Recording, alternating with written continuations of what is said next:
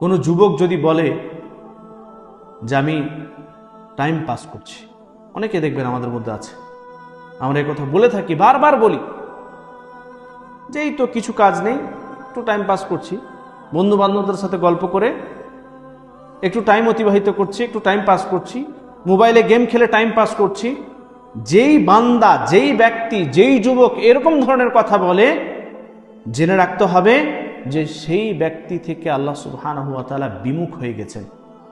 ইমাম হাসান বাসরি রহমতুল্লাহ আলাইহি তিনি বলেন, আল্লাহ সুবহানাহু ওয়া তাআলার এই ব্যক্তি, যেই ব্যক্তি অনর্থক কাজের সাথে যুক্ত, মানে যে কাজের কোনো ফায়দা নেই, ভাবছেন আপনি শরীয়তে তো হারাম নেই, বন্ধু বান্ধবদের সাথে এভাবেই গল্প করা, এটা তো শরীয়তে হারাম না, কিছু এমন গেম আছে যেগুলোতে কোনো অশ্লীলতা নেই, কোনো হারাম হওয়ার কারণ নেই, সেগুলো খেললে ক্ষতি কি? ক্ষতি কি? ইমাম হাসান বাসরি রহমতুল্লাহ আলাইহি তিনি বলছেন, বান্দা থেকে আল্লাহ সুবহানাহু ওয়া তাআলা বিমুখ হয়ে যাওয়ার সব থেকে বড় আলামত হচ্ছে আল্লাহ সুবহানাহু ওয়া তাআলা তাকে অনর্থক কাজে ব্যস্ত রাখেন।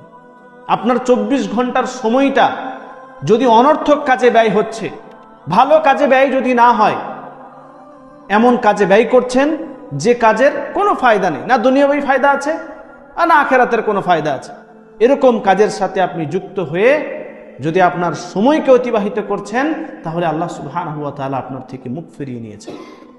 আব্দুল্লাহ ইবনে আব্বাস রাদিয়াল্লাহু তাআলা আনহু তিনি বলেন, কাল কঠিন কিয়ামতের দিনে প্রত্যেক ব্যক্তি, প্রত্যেকটি মানুষ নিজের ওপর অভিযোগ করবে, আফসোস করবে। যারা ভালো ব্যক্তি তারাও আফসোস করবে যে আমরা দুনিয়াতে সময় পেয়েছিলাম, তাও আমরা বেশি বেশি করে নেক ইবাদত, নেক আমল কেন করিনি? সুন্নত নামাজ পড়ার সুযোগ ছিল, সময় ছিল, সুন্নত নামাজ পড়িনি, ফরজ নামাজ পড়ে বেরিয়ে গেছি। নফল সিয়াম রাখার, নফল রোজা রাখার সুযোগ ছিল, রাখেনি। কোনো দিন ফজরের আগে ঘুম ভেঙে গেছে, তাহাজ্জুদ নামাজ পড়ার সময় ছিল, পড়িনি। ভালো ইবাদত তো করেছি, কিন্তু বেশি বেশি করে আমল করিনি, তার জন্য কাল কঠিন কিয়ামতের দিনে আফসোস করতে হবে। তার জন্য সময় থাকতে আমাদের সকলকেই সব সময় ভালো ইবাদত করার চেষ্টা করতে হবে, নেক ইবাদত করার চেষ্টা করতে হবে, নেক আমল করার চেষ্টা করতে হবে। এভাবেই যখন আপনি কাজে যাচ্ছেন, যেই কাজের সাথে আপনি যুক্ত, সেই কাজে থাকাকালীন আপনি তাসবিহ করতে পারবেন, আল্লাহ তাআলার জিকির করতে পারবেন।